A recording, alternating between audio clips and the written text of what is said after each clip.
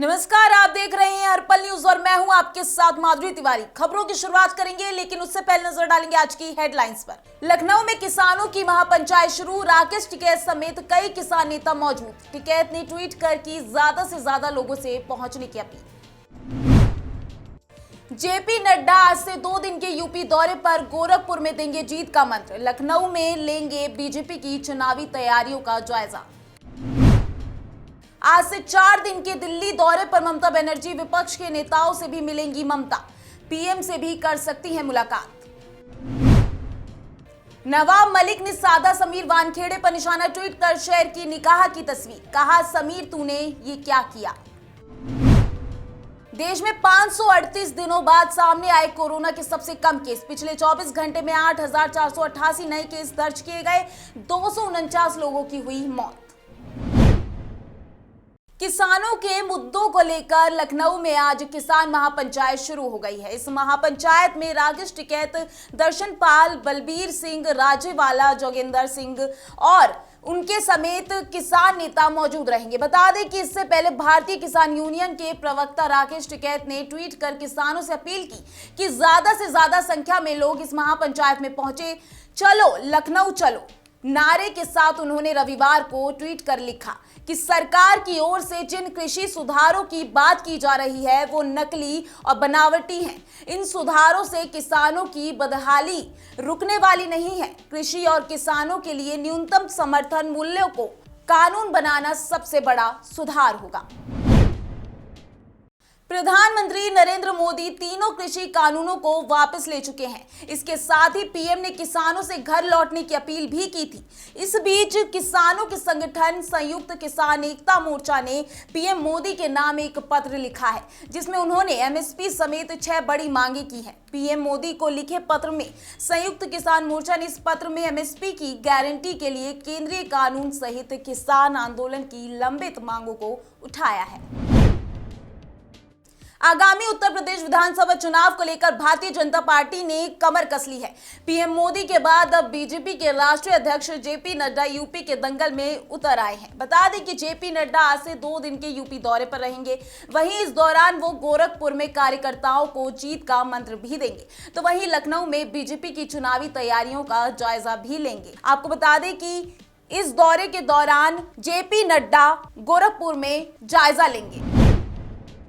मुख्यमंत्री ममता बनर्जी सोमवार से 4 दिन के दिल्ली दौरे पर रहेंगी। माना जा रहा है कि बंगाल की फायर ब्रांड नेता इस दौरान 29 नवंबर से शुरू हो रहे संसद के शीत सत्र के दौरान केंद्र सरकार को घेरने के लिए विपक्षी दलों के नेताओं से मिलकर रणनीति भी तय करेंगी। खासकर कृषि कानूनों पर केंद्र सरकार के पीछे हटने और किसानों द्वारा अब एमएसपी गारंटी का दबाव बढ़ाने के मामले में विपक्ष की भूमिका तय करने में ममता दूसरे दलों से चर्चा कर सकती हैं।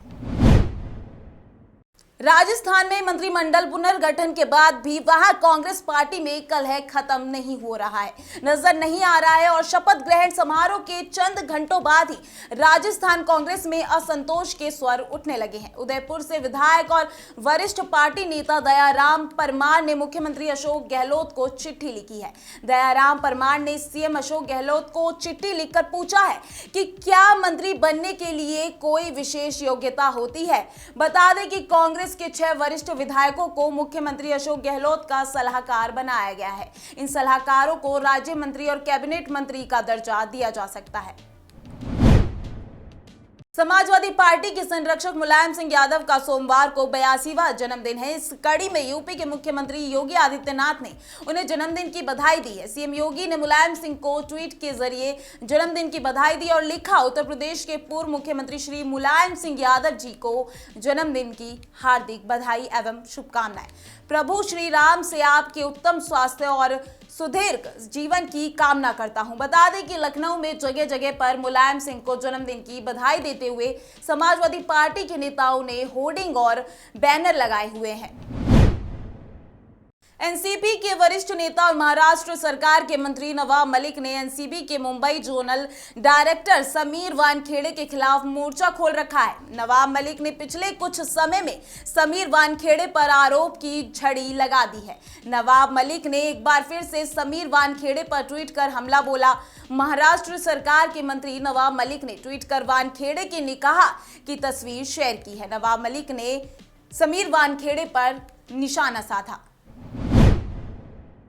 उत्तर प्रदेश के आगामी विधानसभा चुनाव के लिए पूरी तैयारियां जुटे एआईएमआईएम के मुखिया ओवैसी ने कृषि कानून की तरह केंद्र की नरेंद्र मोदी सरकार से एनपीआर एनआरसी जैसे कानूनों पर भी कदम वापस लेने की मांग की है। ओवैसी ने कहा है कि अगर सरकार एनपीआर और एनआरसी कानून लाएगी तो हम एक और नया शाहीन बाग खड़ा कर देंगे।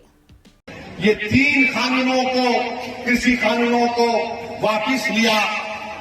हम आपसे इस बात पर डिमांड करते हैं कि सीएए कानून को भी वापस लिया जाए। क्या आपको मंजूर है कि सीएए का कानून वापस लिया जाए?